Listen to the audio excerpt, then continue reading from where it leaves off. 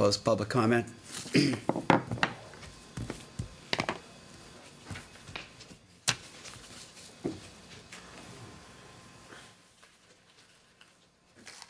Well, it was news to me that they'd cut off their nuclear power plant. Yeah. I'm curious about the quote from Jim Fritz that says we'll have the same sort of thing happen in the U.S. before it's gone. Before what's gone? Before the U.S. is gone? No. Perhaps that's not you're not inviting him to. No, I'm sorry, but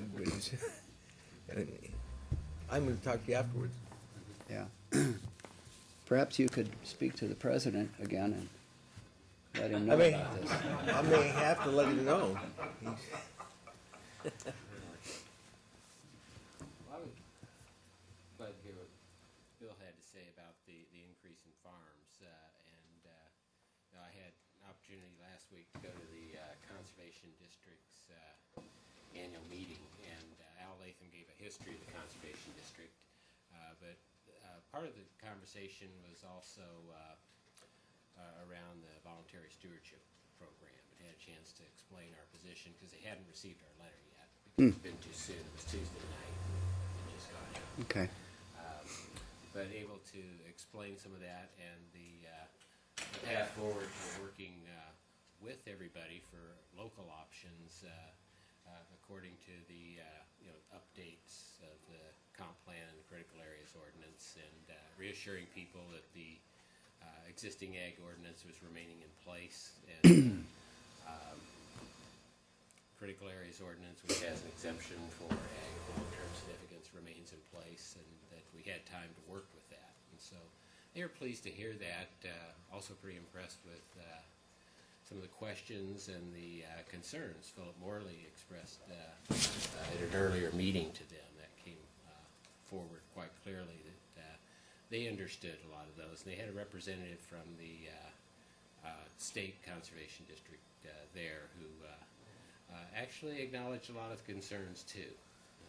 So I think it was a good opportunity to talk about just working together in the future locally rather than through this other program. So I was pleased to be able to do that. I hadn't really planned on addressing those questions so much, but as it happens, you get an opportunity sometimes. And it's good to see their work plan and all the things that they're doing too.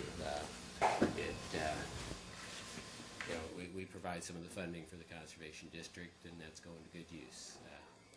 Some of the water quality testing, things like that. So that was one of my more pleasurable meetings last week. Also met with the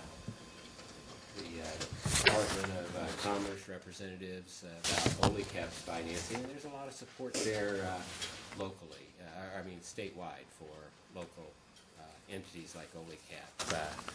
There's, I think, 30 now CAP agencies in the state, and they cover all the counties. Some of them cover more than one county. And we had the director of the state CAP organization who explained a lot of the resources that are there for people, and there's a lot of support through Department of Commerce too. So for training for new board members and a lot of things like that. They're also concerned though about the state budget and what the implications will be come March once we find out what the budget is. It's looking like social services get a lot of those hits, and that's going to also affect a lot of Department of Commerce programs. They've got those concerns, but everybody's kind of working with the same issues, and there's a lot of networking that happens through the CAP agency, similar to what happens in other associations like the Association of Counties. So good to see that kind of support. So I'd forgotten, so there is a community action program, state organization, and yeah. Is that like LASAC, and that they send representatives to it, or how do the directors too all meet together? Okay. And the board does, but you get a lot of board support say, training and networking and looking to see how other CAP agencies resolve problems and consultation, you know, like on budgets or risk management or whatever it might be. So that was good to hear. It is a national, you know, the CAP agencies have been around since the 60s. It was War on Poverty, one of those Johnson initiatives. Congratulations on getting new members for the OLECAP board. I noticed, I forgot where I saw that, but there was an We've got a announcement. good group, and we have a special meeting tomorrow to meet on the action plan. Okay. The staff's been developing and updating what we need to have to get the finances better under control, and that's happening. Keep you posted on that. Good. Well, maybe to stay on the schedule here. Good morning. Good morning. My apologies, County Commissioners Administrator. and citizens. No one was saying anything about you, so it's okay. Are you Actually, telling I me, was Commissioner, saying I was not missed? People were in the conservation district, actually. Oh, that's true. Yeah, yeah. Good point. Yeah. Maybe before we go into more of the commissioners' briefing session, we do have a consent agenda before us. Well, I move the consent agenda. I had some notes.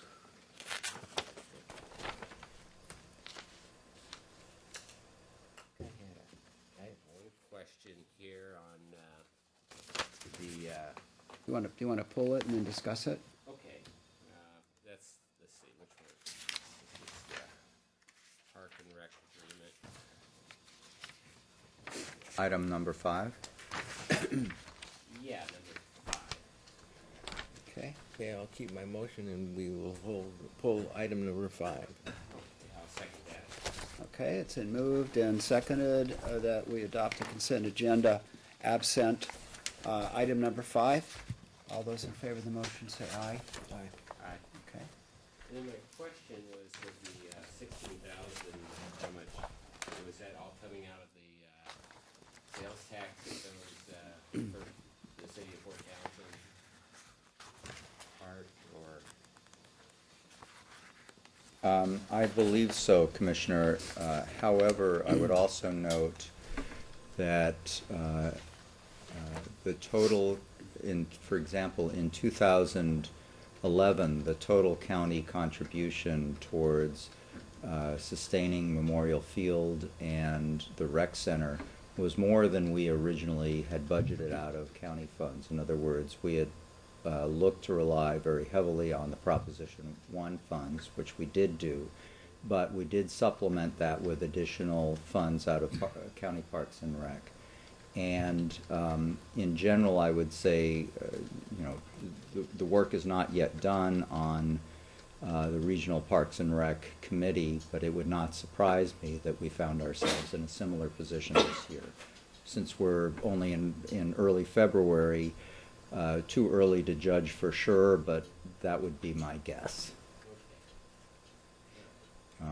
So, for example, we had originally anticipated that a higher percentage of costs for ongoing maintenance, operation and maintenance of the facilities, for custodial and facility costs would come out of the 1%, the sales tax from Prop 1 from the city, and essentially that still came out of the county budget in 2011.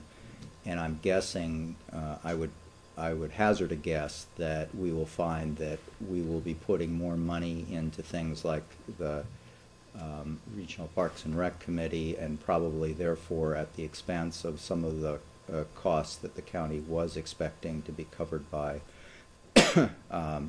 Prop 1 from the city coming out of county parks budget.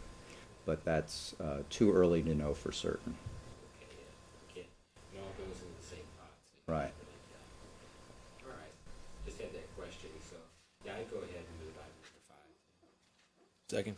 It's been moved and seconded that we approve item number 5 in the consent agenda. All those in favor of the motion say aye. Aye. Aye. It's unanimous. Okay, Commissioners' briefing session. Yeah, I was in Olympia last week. I went down to Orca Olympic Regional Clean Air Agency. And I heard about this discussion at the Budget Committee with the Representative Chop, and I think he's the chair of that committee, where there is a possibility of sweeping the funds, the blue ribbon funds for public health, the MVET backfill money, and the local community fund grant, sweeping all those sources of money to counties for public health, and give in the name of giving us flexibility, allowing us to ask the citizens of Jefferson County if they want to raise their taxes enough to pick up the difference from what the state took away. So I went and talked to our representatives down there. I just talked to Senator Hargrove's aide, but pointed out the fact that, we did pass the 0.1% mental health. We did the 0.3 increase for parks, senior centers, public health, etc. We passed the 0.3 for transit. We can't just keep asking people to come up, and the state, the state should keep funding public health, I believe. So that'll be, so far as of last week, it was just kind of a discussion going on, apparently. So, but I felt it was pretty important to get up and talk to our representatives as soon as possible. Extremely. Yeah, we'll know a lot more next week after the Oh, yeah. financial projections come out, I think Thursday or something. There was some positive news this weekend or this morning in the PDN in terms of some under expenditures by the state that were potentially changing the way that Olympia was looking at this. Though the dollars looked somewhere in the hundreds of millions of dollars, and since we've got $1 billion+ deficit, it doesn't seem like a game changer to me. But wow, $100 million used to be a lot of money. Those are the days. Thanks for doing that, Phil. I think we really got to stay on that, because it could be devastating. Not only to our health department, but to health departments throughout the state. Absolutely. I know the Board of Health, the State Board of Health, is very concerned about the possible effects. And considering the fact that there's several states or counties that still haven't passed the 0.1% mental health, I can't imagine how they're going to step forward if they're unwilling to step forward 0.1%. Yeah. And some of your basic public health infrastructure just isn't real option. That's right. You have to respond to emergencies. You have to respond to public health crises, and you really need to prevent a lot of them. So it's really an economic development issue too. I mean, you really just don't have a good business climate if you don't have a healthy community. Can't have restaurants if you don't have food inspectors. Right. You can't just keep kicking the can down. Well, it's interesting you said that. I'm thinking of what was the economic impact of the bubonic plague in Europe. It just devastated and threw back development in that continent for several hundred years. Looking back in history, when you have these massive outbreaks of disease, it's pretty horrible. Today we have the ability to combat these outbreaks if we've got the infrastructure. And if we don't have the infrastructure, then it takes time to build it up again. Well, we have to respond more quickly too, because Yeah. of the transportation mechanisms we have that allow people to intermix so quickly. Things can be spread just much more quickly these days. So you have to respond faster. So you have to have that surge capacity. You don't have as much in the whole health system as you used to. Now, did you see that film, Outbreak? I didn't see I don't know. Yes, it was pretty interesting. I mean, it showed right along what you're talking about now, how very quickly and how globally a dangerous virus can be transmitted. And the story had a happy ending, except for, maybe several thousand people died. But the heroes were the Centers for Disease Control in Atlanta, which was able to come up with a vaccine. But even then, once you get the vaccine, then how do you distribute it? That's right. Developing it can take some time. Yeah, precisely. So you really need to have the infrastructure in place, and if we don't, then it's very expensive in terms of human lives.